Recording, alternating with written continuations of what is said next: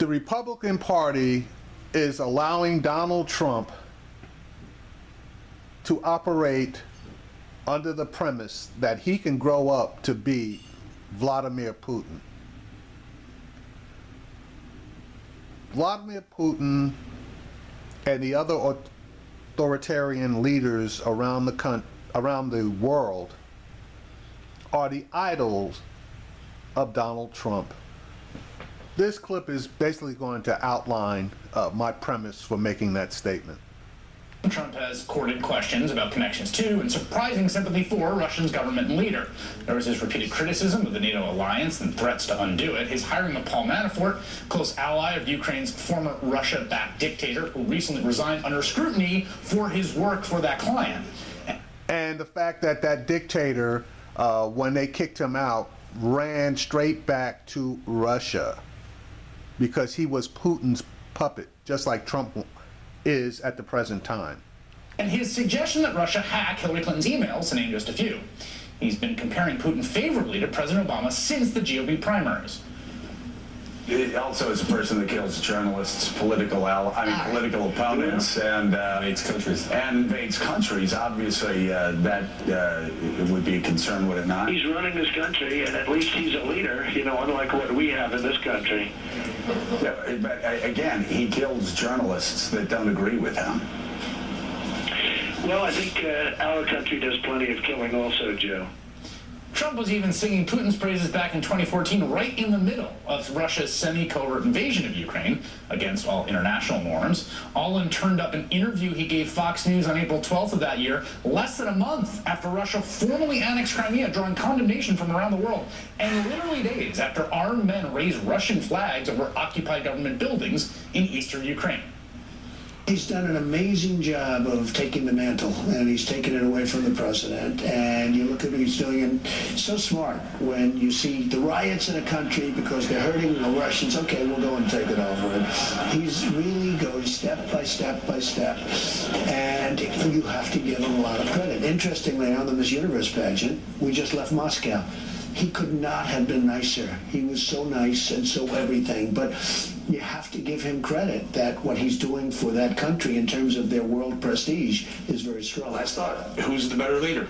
President Obama or President Putin? Well, it's not even a contest at this point to say. Now, Obama can maybe come back and maybe something happens, but so far he has played Obama like a fiddle.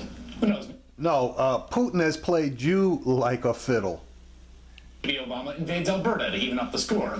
Of course, in an interview last month, Trump seemed wholly unaware the Ukraine invasion had ever taken place. All this fits into a pattern of admiration for authoritarian rulers, including Saddam Hussein, who Trump has hailed for being good at killing terrorists, and Kim Jong-un, who just yesterday sparked international outrage in a near crisis with yet another nuclear test. If you look at North Korea, this guy, he's like a maniac. Okay? And you got to give him credit. How many young guys, he was like 26 or 25 when his father died, take over these tough generals, and all of a sudden, you know, it's pretty amazing when you think of it. How does he do that?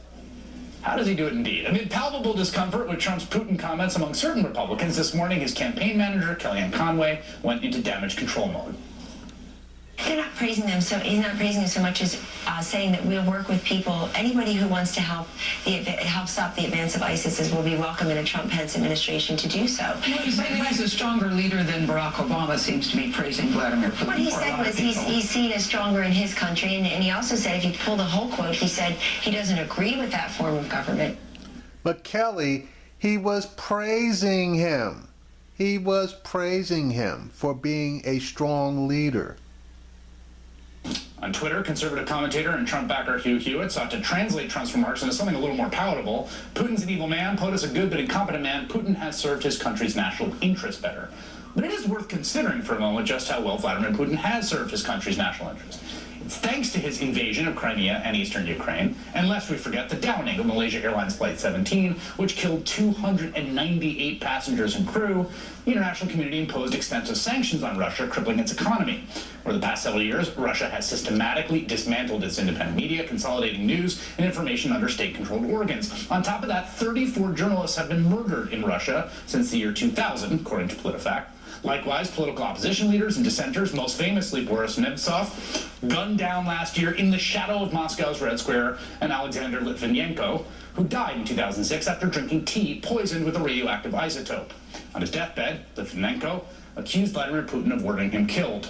And then there's a seminal 1999 event that precipitated a war in Chechnya, a brutal, bloody, destructive, deadly war, and first ushered Putin into power. That was 3 apartment bombings that killed 243 people and wounded almost 2,000, blamed on Islamist extremists, but widely believed to actually have been orchestrated by Putin himself.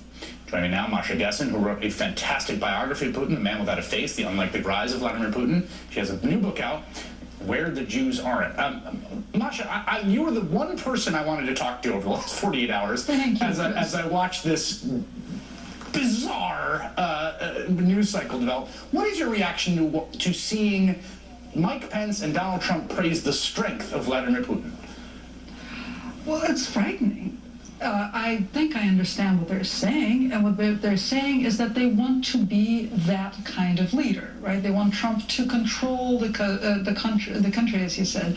The only way you get to be that kind of leader is by monopolizing the media, by killing your opponents, by throwing your opponents in jail, by eliminating freedom of assembly, by dismantling the electoral system, and it really helps. It really helps to start several wars and to grab other countries' land, which is what Putin has done.